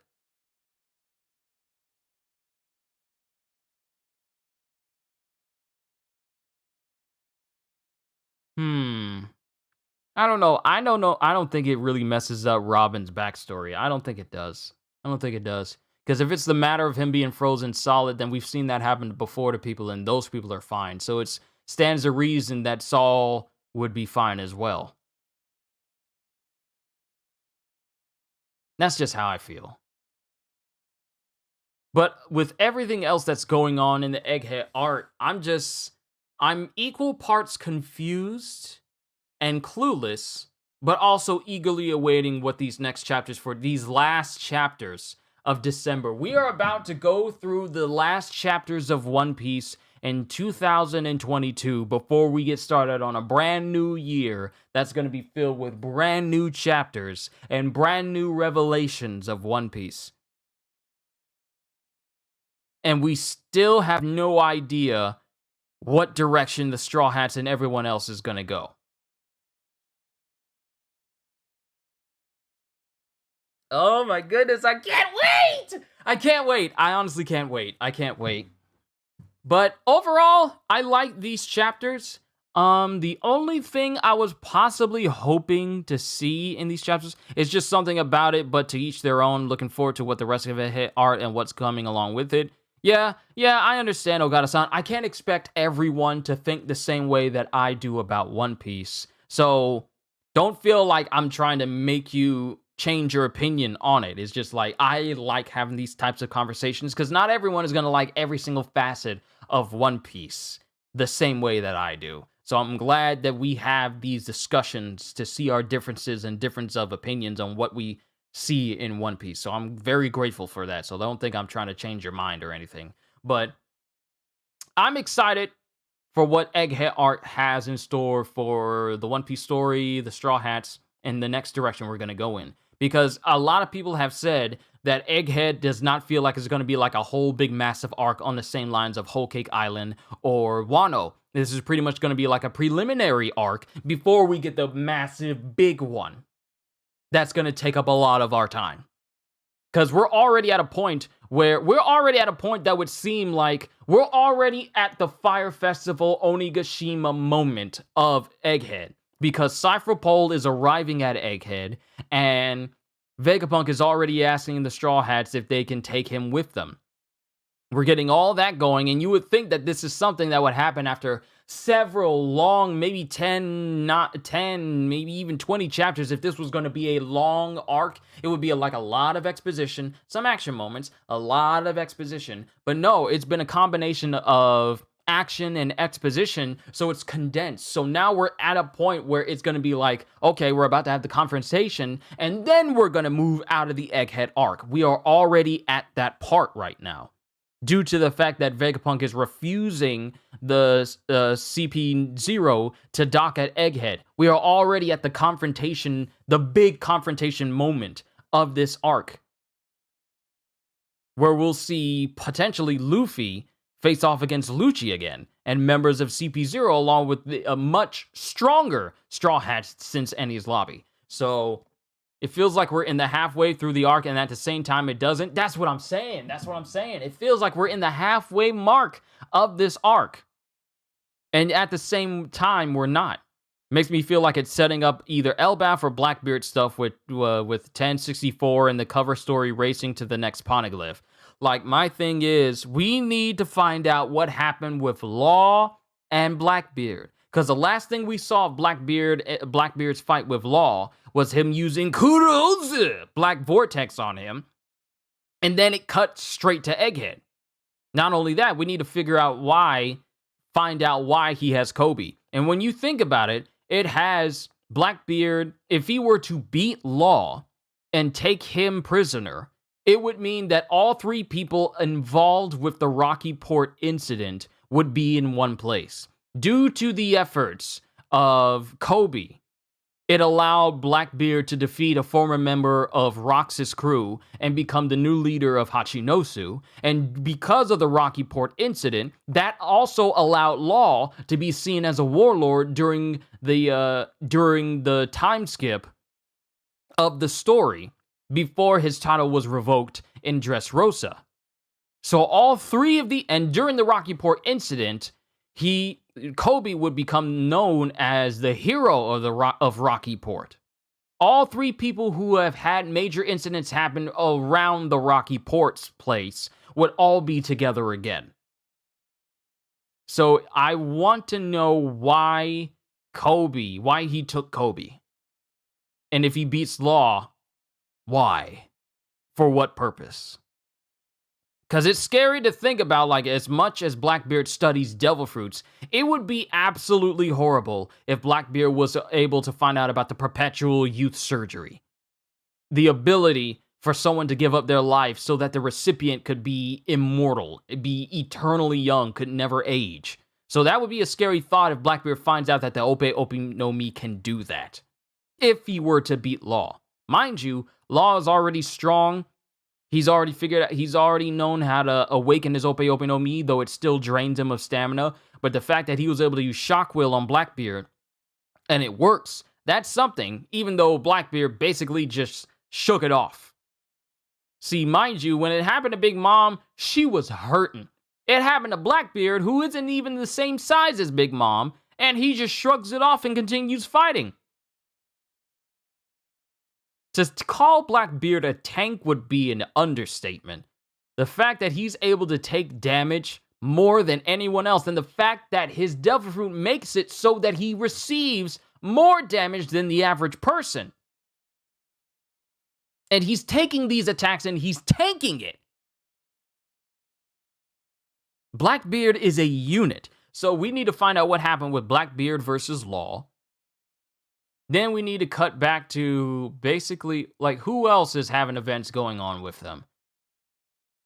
I feel like the only major incident and only major thing that we really need to concern ourselves with is the aftermath of Blackbeard versus Law and where this next story is going to go for the Straw Hats who are currently on Egghead with CP0 closing in. So it's just like, there are so many thoughts. We're getting a chapter of One Piece coming up this Sunday. Don't worry, I don't have anything to do that can keep me from starting it at 12:30 like normal, but there's so much to think about concerning One Piece, its direction, and where we're about to end up. Good to see you, Psycho. I'm getting close to ending here, but there's just so much to go over. There's so many loose ends to tie up still before we move out of the Egghead arc and move over into the next big one. We still don't know where Kid is, and Weevil's the only warlord whose bounty hasn't been revealed post-Wano. Exactly. We haven't seen Weevil in a hot minute. We have not seen Weevil in a while. Ever since he was face-to-face with the world government, proclaiming him and the rest of the warlords no longer warlords, and they've basically been abolished, that was the last time we saw Weevil and his mom. That was it. So we need to find out what's going on with Weevil, because Blackbeard is also on their list due to Blackbeard killing Weevil's dad, Whitebeard. So there's still that. I still wonder if they're still going to try and go after Marco, because they're trying to go after all the members of the Whitebeard crew, thinking that Whitebeard has a ton of treasure and they want to get their hands on it. So yeah, Bakken is basically a gold digger who's allowing her monstrously strong son to be the muscle in order to gain all that rich. To what end, I don't know, because it's kind of random. And Weevil's only been in 2 chapters during the story. Yeah, he's only been in 2 chapters. He's only been in 2 chapters recently. That's it. So I feel like Oda is going to close out this year on a very high note concerning these chapters of One Piece. Because how many Sundays do we have left in December? We are only going to have 1, 2, 3, 4. We only have 4 Sundays in December. And that's only if Oda chooses to have no break. We could see 4 chapters. If he does have a break, then we'll just wind up with 3. But we only had 3 to 4 Sundays worth of One Piece to cap off the rest of this year. And Oda could literally do anything he wants. I'm excited. I'm excited to see where the story goes from here. And I hope you guys are as well. All I can say is, really, this was a very good time for us to be reading One Piece, because we're getting more and more exposition about Vegapunk, the Void Century. We'll end the year with chapter 1070, possibly with 35 chapters in total for the year. 35 chapters in a single year. It doesn't seem all that much when you have 365 days in a single year. But then when you think about it, that's quite a substantial amount of chapters, considering you have to wait week after week and possibly a double week for these chapters to release. So it's amazing how many chapters we get throughout a year. But we just gotta wait until this upcoming Sunday to see where the direction is going to steer us towards for One Piece going forward. And then we have to wonder what type of bombshell chapter is Oda going to leave us on before we cap off the year. And then we move into 2023. And there was a month break. Exactly! 35 chapters, and then Oda took a break, a month-long break, to finalize the final saga of One Piece. So all the chapters we're going to be getting, Oda's done. Oda is done doing preparations for One Piece. All that's left is just to give us those chapters. That's it. That's all Oda has left to do. That and draw them. But still, it's just so much to... I feel like even though we only have a couple of weeks of this year left, 4 weeks left of this year, there's still so much ground to cover for One Piece before we move into the next one. There's so much that Oda could do in the next 3 to 4 Sundays. And like I always said, I don't think we're ready. because it's been one amazing chapter after another amazing chapter. And honestly, when you think about it, a lot of people may say a lot about the pacing of One Piece earlier on, but I honestly feel, and this is just me, I honestly feel like the pacing of One Piece has been pretty consistent lately. Like, it doesn't feel like any of the chapters are dragging on or they're dragging out information hoping that we wonder what's about to happen next. Like, sure, there have been the regular cliffhangers, but there haven't been cliffhangers that made it seem like, oh, Oda's just killing time and dragging out a chapter for information that could have been in a previous chapter. I don't feel like Oda's doing that. I honestly don't feel like he's been dragging out these chapters any longer than he needed to. If anything, he's been packing these chapters a lot more than he has in the past. Like, going from the fight of Luffy and Kaido all the way up to Egghead, I feel like he's been stuffing these chapters with a whole bunch of information. That's how I feel anyway. But that's all I got. We've approached 2 hours, and there's not much else I need to talk about concerning One Piece. So this is where I'm pretty much going to call it, ladies and gentlemen. This has been a phenomenal reflection stream for the month of November for One Piece. All I can say at the end of the day is, hope you all enjoyed. Can't wait to see you all in my next video. And if you're new to the channel and you enjoyed what you saw here today, then like, subscribe, and maybe even consider becoming a member, because I am always looking forward to entertaining you. So have a fantastic day, and once again, as always,